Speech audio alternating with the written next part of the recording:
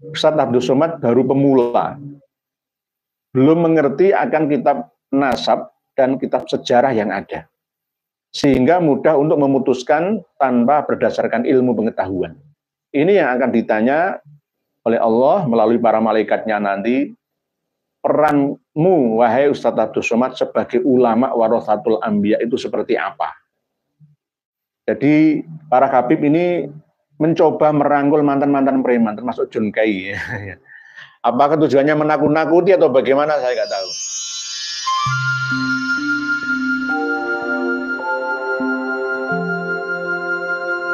Mas Anom, Assalamualaikum Kiai. Waalaikumsalam warahmatullahi wabarakatuh. Izin bertanya, baru-baru ini UAS Ustadz Abdul Somad membacakan silsilah Ba'alawi seakan mensahihkan silsilah Ba'alawi ke Rasulullah. Gimana tanggapan Kiai? Terima kasih. Saya mengikutinya, Mas Anom. Pidato beliau bersama dengan mantan preman, calon Habib Umar Kai, ya, dan termasuk Habib Bahar bin Sumed, ya.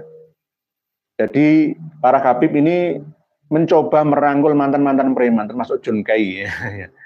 Apakah tujuannya menakut-nakuti atau bagaimana, saya nggak tahu.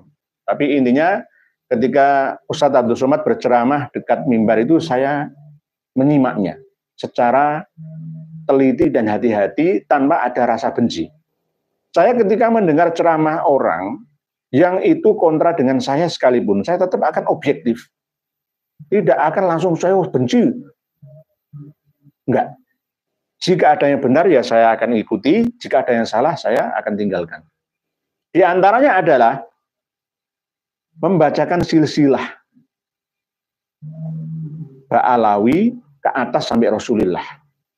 Itu yang saya teliti, ternyata Ustadz Abdul Somad baru pemula, belum mengerti akan kitab nasab dan kitab sejarah yang ada, sehingga mudah untuk memutuskan tanpa berdasarkan ilmu pengetahuan. Ini yang akan ditanya oleh Allah melalui para malaikatnya nanti. Peranmu, wahai Ustadz Abdul Somad, sebagai ulama warathatul anbiya itu seperti apa? Memutuskan tanpa dasar ilmu pengetahuan, dari internal ataupun eksternal. Itu bisa juga dosa besar. Dosa besar. Nggih, begitu nggih, Mas Anom. Jadi UAS Ustadz Abdul Somad itu memutuskan mensahihkan silsilah Ba'alawi itu tanpa dasar ilmu dan pengetahuan, berdasarkan kitab nasab dan kitab sejarah yang ada. Kajian-kajian ini tidak cukup 2-3 tahun, ya, 2 atau 3 tahun, tiba-tiba langsung disahihkan oleh orang yang tidak memiliki kapabilitas, ya, kredibilitas tentang keilmuan di dalamnya. Jadi nggak benar, gitu. Pak Supriyadi, kenapa para kiai sepuh NU kok masih banyak yang bela-bela Habib ya Nyai? Karena mereka masih taklid buta, hanya berdasarkan informasi sepihak saja. Sudah terkena doktrinisasi dari para Habib Ba'alawi itu, gitu, Pak Supriyadi. Insya Allah kami tetap akan bergerilya, walaupun tidak saya tampilkan ke video channel ini, saya tetap akan bergerilya, ya, door to door, face to face, untuk berdiskusi dengan para kiai-kiai, para santri-santri. Akhirnya nanti lambat laun, ya, akan sadar sampai menyadarkan juga ke pengikut jamaahnya, santrinya. Pak Pamungkas Pramana, kalau para kiai menghormati Habib itu memang mayoritas, bukan karena keilmuannya Habib, tetapi sekedar anggapan bahwa mereka duriah Nabi. Sayangnya kiai jumud itu ya mantep, ya, mati mantep madep, ya, menghormatinya berlebihan, kebanyakan berlebihan. Romo Kiai Abdullah Kafabihi itu kalau menghormati Habib sama seperti Romo Kiai Haji Idris Marzuki, pengasuh pondok pesantren Lirboyo itu, wah, sampai nggak pakai alas kaki menyambut Habib itu, jualan langsung cium kayak sujud itu, insya Allah. Kalau saya nggak mau, ya. Kalau bisa, ya, sekarang ini kan sudah terbuka rahasia mereka. Kalau pas mengikuti ceramah para Habib itu bawa sandal saja. Nanti kalau ceramahnya menipu kita, sandal lempar ke depan saja. Saya nggak murui elek, tapi kalau masih menipu kita lah, ya, merugikan kita, ya, mendawiri kita, ya, lempari sandal aja. Mohon maaf. Karena apa? Sudah kebangetan dawirnya itu, hurufatnya itu, penipuannya itu loh. Seakan-akan manis ya didengar, tapi isinya adalah seperti hipnotis, manis tapi hipnotis. Begitu nggih. Sementara karena berlebihan Pak Memkas Pramana. Ibu Melati Arum, kalau ditelaah perlakuan Habib terhadap ulama Nusantara terlalu kurang ajar, nggak sopan, nggak beretika, nggih, banyak yang seperti itu.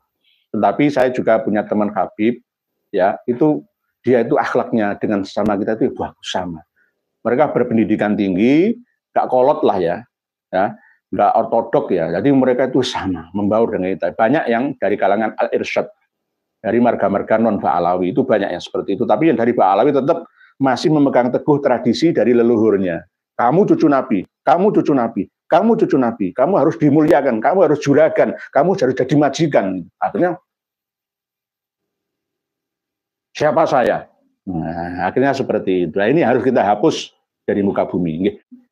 Berikutnya Pak Ibu Zenzeta. Assalamualaikum ya, waalaikumsalam. Kita sesama manusia harus saling menghormati tapi tanpa penaklukan. Nggih, leres Bu Zenzeta dari Pamekasan. Di dalamnya ada unsur bagaimana membodohi agar orang lain bisa terperdaya, tertipu, dan itu menurut saya adalah kedzaliman. Leres.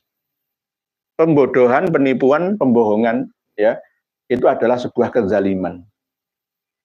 Kiai-kiai mau dikastakan nomor 2, nomor 1 adalah para habib. Ini berarti kezaliman yang luar biasa menurut saya, dan anehnya kiai-kiai kita ho-oh saja.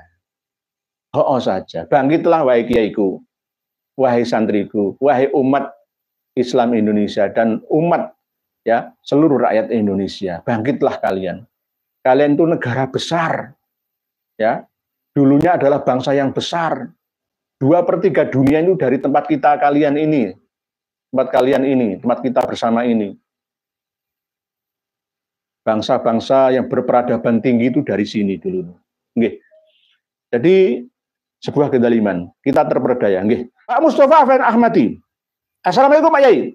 Sudah ada bayinah. Bayinah itu ya saksi penjelasan ya. Kajian pustaka, bukti, tes DNA. Kalau Habib bukan cucu Rasul, misal saya Habib dan ulama. Misalkan Pak Mustafa Ahmadi itu Habib dan ulama. Anak kadung saya sudah tes DNA hasilnya zong. Saya tidak declare. Bagaimana menurut Pak Kiai tentang kasus ini? Ya harus jujur ya Pak Mustafa Ahmadi. Kalau memang zong bukan DNA J1 Ali bin Abi Thalib, Hashimiyah, Quraisy, Arab, ya jelaskan apa adanya, nggak usah malu lah. Daripada nanti di akhirat dituntut yang lebih berat lagi. Jadi menurut saya ceritakanlah kepada anak-anak bahwa saya ini bukan keturunan Kanjeng Nabi Muhammad SAW dari segi nasab, tapi kalau dari segi ideologi saya ini keturunannya Kanjeng Nabi, karena umatnya Kanjeng Nabi semua itu adalah atba'uhu ala dinihi ila yaumil qiyamati, itu adalah ahlil bait secara umum. Begitu aja, terangkan seperti itu nggih Pak Mustafa Ahmadi. Jadi jangan sampai ditutup-tutupi. Jadi jelas supaya kita ini tidak dikatakan sebagai al-kadzab ya. Pembohong juga, nggih. Jelaskan ada, walaupun pahit, kulil haq walau kana murron, walaupun mur baut itu kan pahit dan keras ya, sampaikan kalau itu memang kebenaran. Nggih. Pak Bambang Yulianto, dunia telah membatalkan nasabah Alawi. Yang membatalkan nasabah Alawi itu tidak hanya Kiai Haji Madudin Usman saja. Saya mengikuti beliau berdasarkan ilmu pengetahuan, walaupun sedikit yang saya miliki, tinggal baca saja. Kitabnya ada, bukunya ada. Ya, terus cari yang mana lagi? Nakobatul Ashraf dunia, Hashimiyun, itu semua nggak nyambung dengan nakobah ciptaan dari Ba'alawi Indonesia. Robito Alawiyah Indonesia ini juga nggak cocok dengan mana ada Robito Alawiyah di Yaman sana, nggak ada. Di Yaman sana itu negara bergolak sampai sekarang, walaupun di daerah Tarim itu yang notabene adalah pengikut tasawuf, sufi-sufi itu, masih sedikit aman karena tidak memberontak secara senjata. Masalah perpolitikan itu diam ya. Tapi tetap ya di sana itu negara gagal Yaman itu. Terus tiba-tiba orang-orang Ba'alawi, para Habib yang ada di Indonesia ini mengundang orang-orang Yaman untuk ke sini, ya senengan lah. Ya sama seperti Rohingya nantinya, bahaya. Sama seperti Rohingya, berbahaya. Nggih, dunia telah membatalkan nasabah Alawi. Tarif Audah Al-Akili Mesir, ya. Terus Sayyid Murad Syukri, Syekh Abu Bakar Ad-Durbani, kemarin Dr. Yasin Al-Khalidari, ya, Khatib Al-Yamani, banyak sekali. Di Yaman itu ada 3, ya. Belum lagi yang di Suriah dan Turki. Maroko juga. Banyak, tidak hanya internal kita di Indonesia ini saja, tidak. Oke, berikutnya Pak Eman Harmain. Assalamualaikum warahmatullahi wabarakatuh, Pak. Gimana kalau kita menyebut Habib tapi dalam hati tidak meyakini duriat Nabi Muhammad, dosa enggak? Atur nuwun dari Jawa Barat Kuningan. Nggih, Pak Eman Harmain. Boleh memanggil Habib, enggak apa-apa. Yang penting kan dalam hati tidak meyakini bahwa mereka adalah duriyah Rasulullah Shallallahu Alaihi Wasallam. Enggak apa-apa ya, Habib Bahar, Habib Lutfi. Kadang-kadang saya manggilnya kan Kang Mas. Ya, karena Kang Mas kan bagus tuh. Kang Mas itu bagus sudah. Kang Mas Taufik bin Abdul Qadir As-Saqqaf itu kan bagus.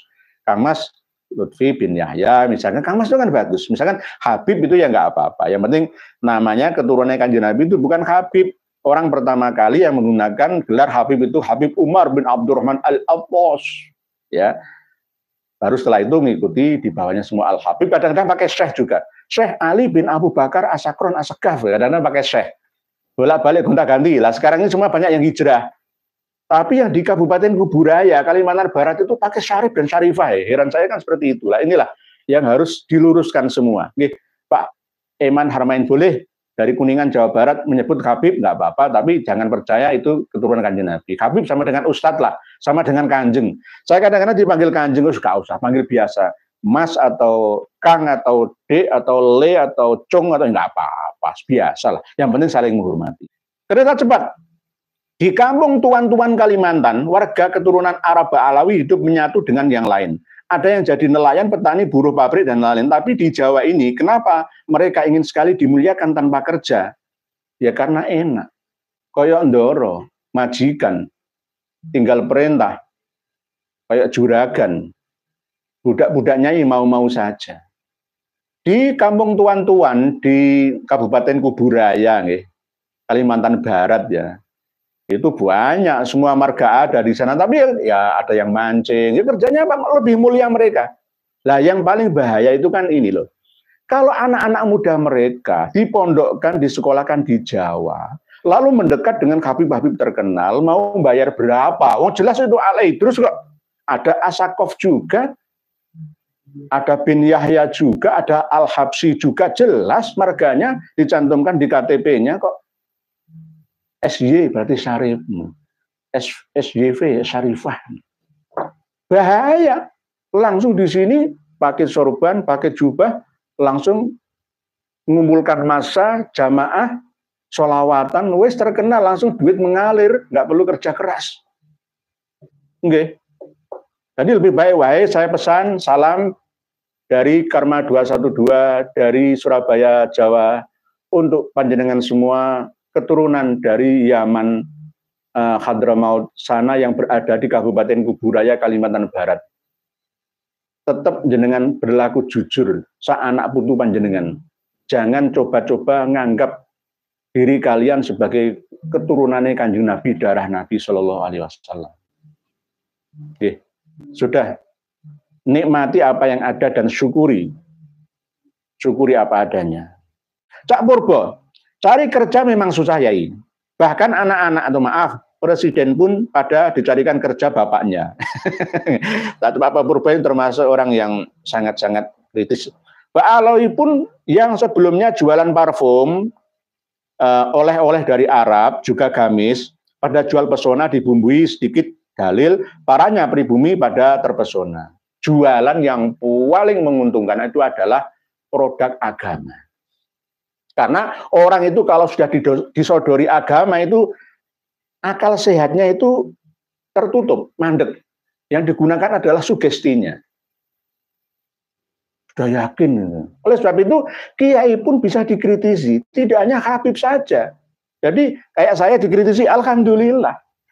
Bukan berarti Pak Pamungkas Pramana itu berani dengan enggak, justru ini watawaso bil haqqi, watawaso bis sobri, watawaso bil marhamati.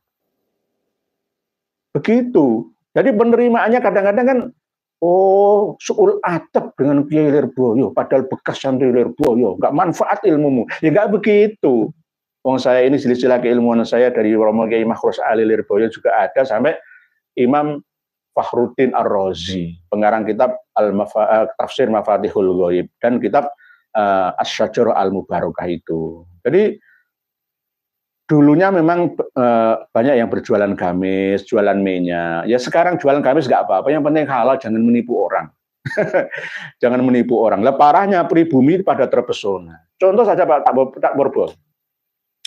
Sekelas Lia Eden, pengikutnya itu ya ada, cuma nggak banyak. Ya. Sekelas Gavatar, ya kan? Ketuanya siapa? Al-Qiyadah Al-Islamiyah.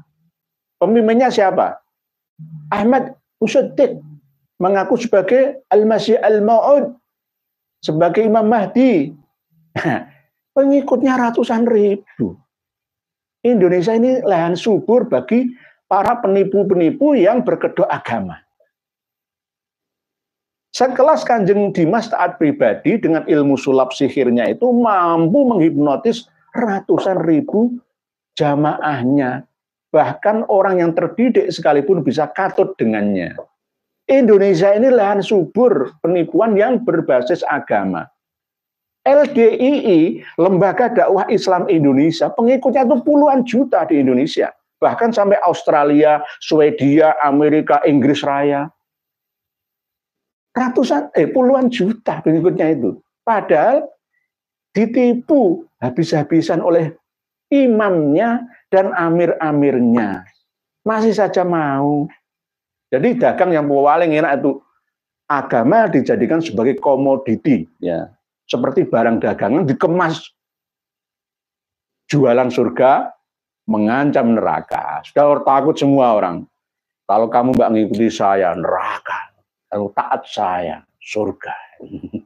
Sama seperti Habib Ba'alawi itu, kan begitu. Walaupun kamu membaca sholawat 1 miliar sekalipun gak akan sampai kepada Rasulullah. Kecuali melalui perantaran guru. Lah guru ini saya ini, keluarga Nabi itu saya ini. Dengarkan langsung, videonya ada, audionya ada. Nah, tak berubah. Begitu, nggih. Berikutnya tak berubah lagi. Mungkin karena dalam perdagangan, para klan Ba'alawi kalah bersaing sama etnis Cina. Makanya pada banding setir jualan pesona-pesona cucu Nabi, yang jelas nggak nanggung rugi. Untuk modal kulaan barang-barang dagangan plus bayar gaji karyawan. Leres ada berubah. Kawan-kawan saya dari etnis Tionghoa, itu yang kaya-kaya dulunya ya soro-soro. Kita itu kan melihat mereka suksesnya. Prosesnya itu loh. Kadang-kadang kita itu hanya melihat hasilnya, tidak melihat prosesnya. Proses mereka jadi kaya seperti Alim Markus, Bros Maspion ya, termasuk Ciputra Group ya, termasuk pendeta yang menguasai Karawang apa itu Lipo ya, Lipo Karawaci itu ya, itu kan orang-orang yang dulunya soro. Jadi orang-orang Cina itu benar-benar soro, mau soro. Karena mereka fokus ke dunia. Akhiratnya nomor 2. Itu Cina. Atau etnis Tionghoa. Mereka itu orang yang kuat tekanan mentalnya. Di saat orang buka, mereka tetap buka toko. Tapi di saat orang tutup toko, mereka tetap buka. Kalau nggak buka, tetap menghitung hasilnya. Jadi orang-orang China Tionghoa yang ada di Indonesia ini ulet. Tapi ada penyakitnya yaitu ruwet, ya, kikir, kadang-kadang, tapi nggak semua. Saya punya banyak teman, ya, dosen, guru besar, ya, teman-teman saya banyak dari kalangan etnis Tionghoa, tapi rata-rata mereka juga berwawasan, tidak membedakan itu dulu, sekarang itu sudah ada etnis-etnis, semua itu sudah menyatu, berbaur menjadi NKRI, warga negara Indonesia. Jadi mereka orang-orang Arab itu mungkin kalah bersaing. Harus meniru orang Tionghoa. Keturunan Yaman itu sekarang nggak usah ngotak-atik agama menjadi komoditi yang dijual beli, bisa diperjualbelikan ya. Ayo dagang yang benar, sing ulet ya. Jangan menipu. Dodol minyak ora apa-apa halal, dodol sajadah ora apa-apa, enggak apa-apa. Yang penting jangan menipu, jangan dawir, jangan ngaku sebagai cucu Kanjeng Nabi. Cucu Nabi, cucu Nabi, cucu Nabi itu adalah merek dagang yang paling tinggi harganya. Kalau etnis Tionghoa tidak berdasarkan itu, berdasarkan keuletan itu. Mereka bisa sukses, mati masuk surga. Mas Anam lagi, kenapa para kiai Nusantara tidak ada yang mau bekerja sama kepada Belanda dan menjadi mufti Belanda? Tapi imigran dari Yaman bersedia menjadi mufti Yaman, Wahabi dari Yaman, PKI juga dari Yaman. Gimana ini?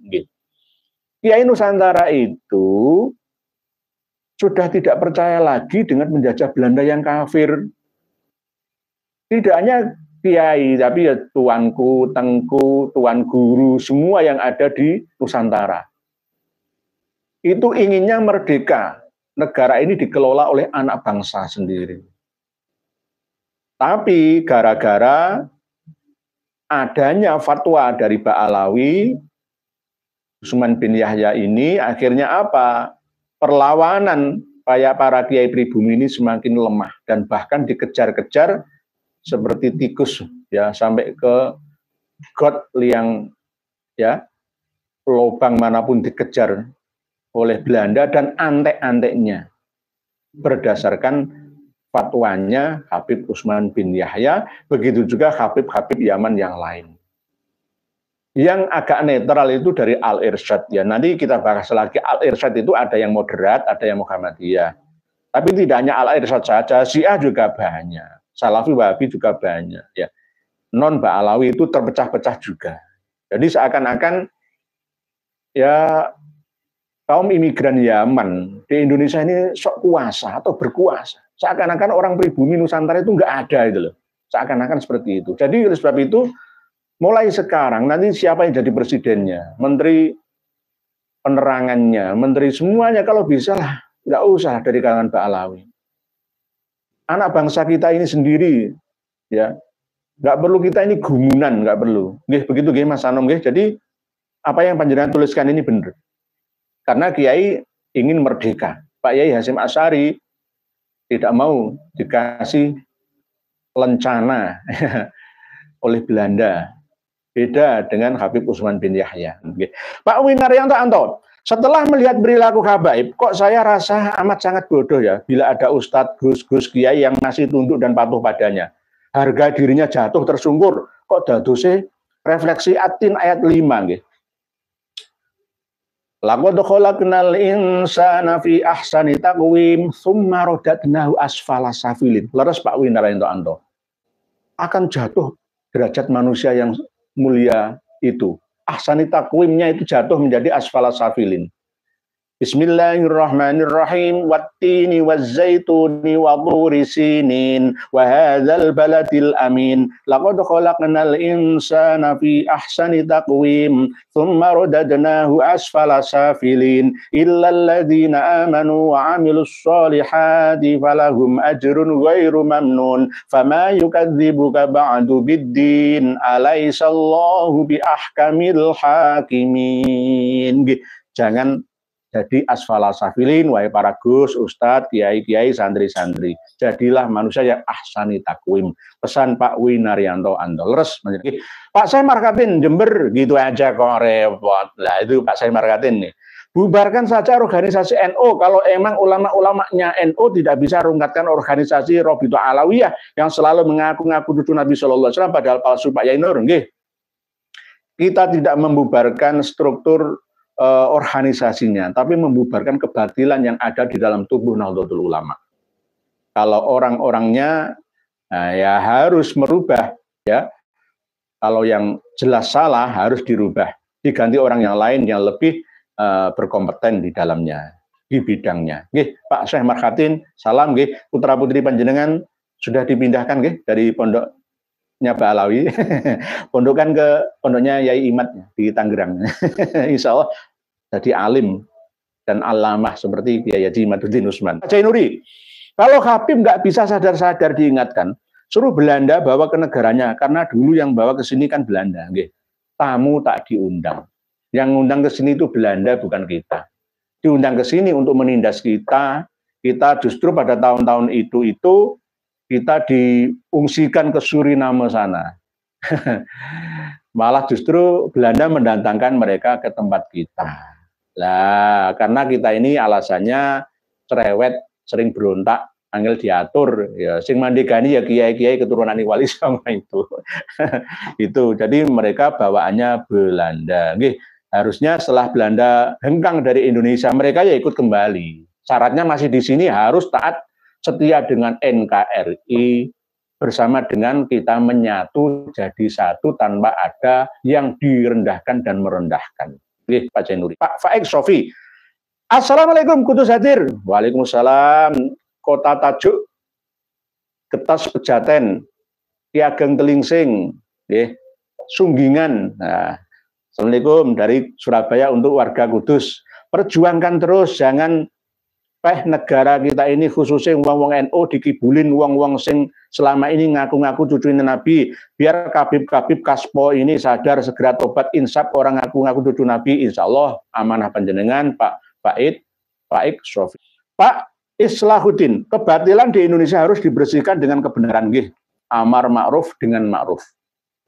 Banyak yang menyarankan kami, wes serahkan ke kami Kiai. Nggak perlu dengan cara yang harus dinasihati, wes pokoknya serahkan ke kami. Enggak, jangan. Amar ma'ruf harus dengan ma'ruf. Nahi mungkar jangan dengan mungkar, harus dengan ma'ruf. Amar ma'ruf nahi anil mungkar. Jadi ini namanya tata cara dakwah ya yang sebenarnya. Nggih, berikutnya. Pak Posisi Santri, sehat selalu Gus Yahya. Nggih.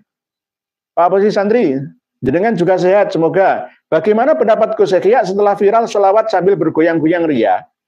Ini muncul lagi zikir-zikir seperti orang kesurupan. Apakah ini disyariatkan dalam Islam? Tersun.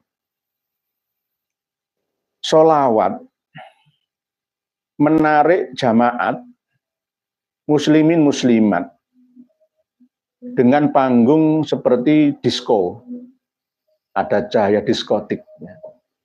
Tidak hanya musik, ya, tapi juga ada trik dan intrik politik.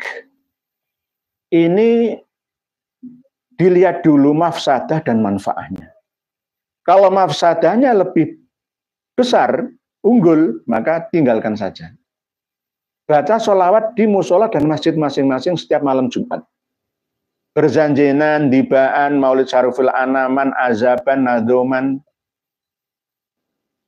itu lebih utama daripada sekedar hura-hura mengeluarkan biaya yang cukup besar untuk acara tersebut. Tapi kalau hanya untuk joget-joget saja, bergoyang-goyang ria diiringi dengan musik dan cahaya seperti diskotik sana, itu bagaimana? Ya, apalagi ada seperti tampil orang kesurupan. Ya memang sufi itu kadang tak terkendali. Ya, sebenarnya Islam, iman dan ihsan. Sufi itu masuk dalam golongan ihsan ini loh. Tapi kadang-kadang berlebihan ihsannya. Antara musyahadah dan muraqabahnya. Sehingga menafsiri musyahadah itu dengan caranya masing-masing. Ada yang dengan cara goyang-goyang itu, ada yang cara muter-muter sama seperti tarian sufi ala Turki, ya, macam-macam. Oleh sebab itu di Saudi Arabia, ya, di Yordania, di Mesir itu tidak banyak berlaku ajaran-ajaran tasawuf itu. Yang banyak berlaku itu di Suriah. Turki yang Alawiyin ada, tapi nggak banyak. Di Lebanon yang paling subur itu di Iran. Jadi rata-rata aliran sufi itu banyak ya dipromotori oleh ulama-ulama dari Iran, ya dari kalangan Syiah, ya. Karena kalau sudah masuk dalam dunia tasawuf itu nanti antara yang hak dan yang batil itu mirip tipis. Mana yang benar dan salahnya itu nggak bisa diketahui karena tergantung niat itu. Oleh sebab itu berislamlah ya secara kafah, tapi sederhanakanlah ya amaliyah ya dalam ubudiyah. Tidak perlu berlebihan. Yang pokok-pokok saja tambah sunnah-sunnah itu sudah cukup. Jadi itu tidak disyariatkan dalam Islam. Kalau disyariatkan nanti tambah memberatkan. Wong tidak disyariatkan saja banyak yang melakukan kok berdasarkan istihad penemuan, ya, pendapat masing-masing orang. Pak Posisi Santri, izin bertanya lagi Gus, bagaimana sebenarnya pengaturan soal speaker masjid musola agar penataannya tertib? Seperti sekarang ini, toa masjid musola semrawut tak teratur, keras sekali mengganggu warga, leres. Islam di Indonesia, termasuk kita-kita ini masih terbagi menjadi beberapa tingkat pemahaman. Ada yang moderat, okay, ada yang semi, tengah-tengah, ada yang kolot. Mohon maaf, okay. Yang kolot ini sulit dinasihati. Sulit dinasihati. Bahkan sekelas Salafi Wahabi dalam memahami edaran Kementerian Agama kemarin tentang pengaturan dan himbauan ya, penggunaan toa, itu aja pemahamannya enggak sepenuhnya dibaca tulisannya. Langsung menyimpulkan, wong Menteri Agama ora seneng karo syiar Islam. Gak diwaca kabeh. Melarang adzan berarti kafir itu, munafik itu, fasik itu. Nggak ada yang melarang adzan itu, nggak ada. Yang ada itu mengatur, menertibkan, ya, musola masjid yang ada di Indonesia agar tertib dan teratur. Indahnya Islam ini akan terjaga sehingga syiarnya bisa diterima oleh masyarakat di sekitarnya. Begitu loh. Kalau radio, suara radio keras, ya, itu tergantung saya yang punya radio itu saya matikan berbeki kuping. Nah, tapi kalau suara masjid musola, siapa yang berani mematikan? Musuhnya nanti takmir masjid musola itu kalau nggak ada kesadaran. Oleh sebab itu, dalam 2 video di channel ini sudah saya sampaikan bahwa pemakaian penggunaan toa speaker di Indonesia ini harus dibatasi. Harus dibatasi. Kalau bisa, kalau nggak bisa dihimbau, saya edaran himbauan saja, ya ditegasi peraturan baku. Karena apa? Bayangkan, ya, setiap satu gang, satu RT di kota-kota besar itu ada masjid musolanya. Satu RW itu ada 10 RT, berarti ada 10 masjid dan musola. Setiap musola atau masjid memasang 4 toa, speaker luar. Terus bagaimana? Coba, kalau toh dipakai untuk adzan saja, atau takbiran, ya, malam Idul Fitri, Idul Adha, atau pengumuman penting dan iqomat atau pengajian akbar, nggak masalah. Tapi kalau penggunaan toa itu tidak bijaksana, sedikit-sedikit toa, bahkan sholat 5 waktu, maghrib, isya, subuh ya toa, zikir sampai cak wiridani sandungan itu ya toa, atas, luar. Belum lagi pas bulan Ramadan seperti ini, wayai adzan maghrib itu kan sunnahnya kan berbuka puasa dulu, ya kan, menyegerakan berbuka dan mengakhirkan sahurnya, kan begitulah ajaran kita itu. Tapi mari adzan langsung pujian, nawaitu saumagodin iki lah mau piye ta? Iku piye?